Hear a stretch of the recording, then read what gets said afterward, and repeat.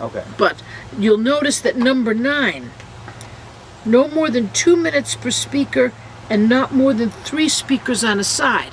So 2 times 3 is 6. And we usually count 30 seconds for changeover from one speaker to another. So 3 times 2 is 6, so that's still less than 10 minutes and on an issue. So 11 overrules 9 and 10 then? Because if I got speakers in place and they have been recognized and they got the time, but she's speaking for 58 minutes, time's up, nobody gets to talk. And that's because her report is included in that 60 minutes. Okay. Well, you know, here, what is the big picture? The big picture is the rules are for everybody and they want to make them fair. The second big picture is you have to accomplish a certain amount of business in a certain amount of time because everybody needs to leave to go home and go to work. So you need to balance them. But to see, this is the kind of thing to watch. Is the debate time being used up by the presenter? So that's a rule that maybe you can change in the future. That's a rule that you might want to look at in the future. If you could see that at the convention, if you looked at it and you could see, well, the presenter talked for 58 minutes, you would want to, at the next convention, when they put up the adoption of the rules, you would want to say, I move that on number 11, that the period of debate commence with the end of the report of the issues committee. You know, so you might want to bring an amendment forward. But that's why it helps to have people who've been before tell you exactly what happened and say, the reason I didn't get to speak was, what happened was, so that you can be looking ahead.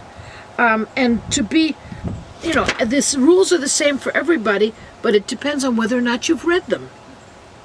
And you see, number 13, the chair of the convention shall halt debate on issues at an appropriate time so that the votes can be tabulated within the 1 hour allotted for discussion of the issues.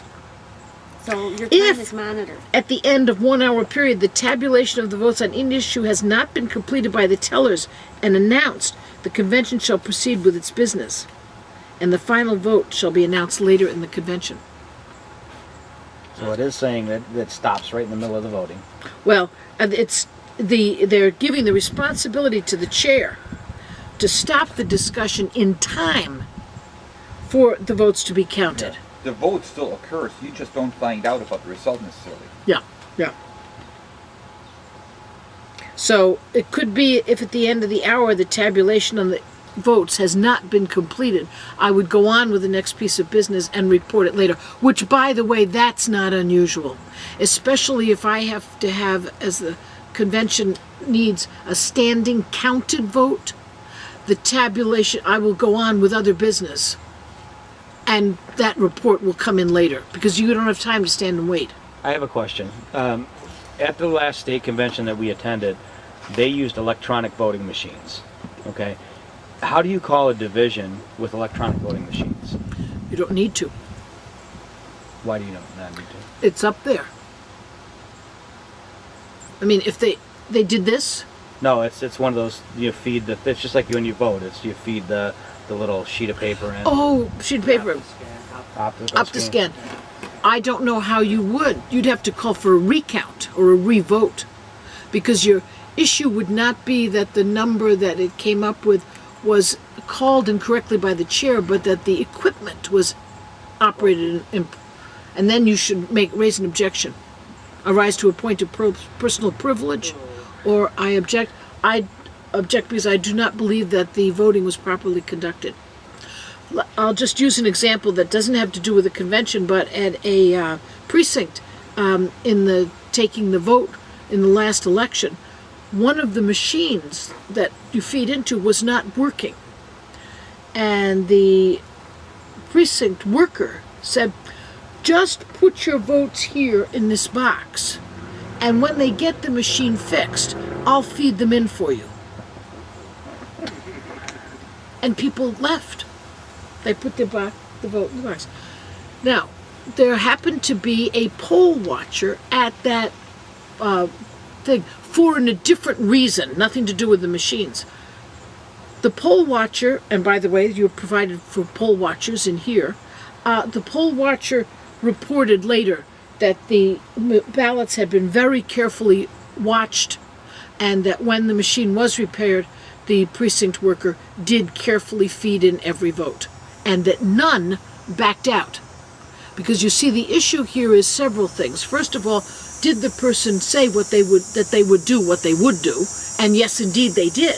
But as we know, if you mark a ballot incorrectly, if you've got too many marks or do something wrong, you put it in and it goes jug jug and it comes back out and it's not counted. There would have been that was the complaint then. Not that the the precinct worker hadn't done everything they should, but that they should not have accepted that responsibility, because if a person's ballot backed out, remember that once we remove it from the sleeve, there is no longer any indication of whose vote that is. So it's not as if I could call you up and say, yours popped back out. Someone's vote should not have been taken. So the precinct worker was indeed chastised, shall I say, because although it worked out, there was a chance that it didn't. Now, in a convention situation, if you're putting your ballot in and you feel that the machine is not working, you should rise to a point of personal privilege immediately and say, I am challenging this piece of equipment. But you wouldn't be able to call a division, because the question would be that it didn't count it satisfactorily, but nonetheless what it counted gave you a number. Okay. So that's why, remember that poll watchers are a very important thing, because that poll watcher inadvertently was a watcher not for his candidate, which is what he had gone for, but was a watcher for anyone who had voted during that first opening period. So a poll watcher should be viewed as a good thing. Number 17 refers again to that other voting we'll talk about another time. They talk about in number 19, the state party chair shall obtain tabulating equipment for the purpose of registering each delegate's vote in contested candidate elections or nominations. And they tell you how the voting shall be conducted on a congressional district and how to preserve the privacy of each delegate voting for contested candidate nominations being done by paper ballot. So, any candidate shall have the authority to appoint a representative to observe the voting process, including but not limited to the ballots themselves, the tabulation of the ballots, and the reading of the voting results. So that's something that everyone is entitled to. And they are required to have a smooth voting process. And then the one we talked about the vote. If, in the event of a recount request, in no event shall a recount be allowed if the convention vote differential is greater than 50 votes. So they've decided that 50 is the number. If it's 50, and in Roberts, there are no nominations do not require a second, according to Roberts. But because these rules are higher than Roberts, because they're adopted, nominating speeches are limited to 3 minutes, and seconding speeches not to exceed 2 are limited to 1 minute each.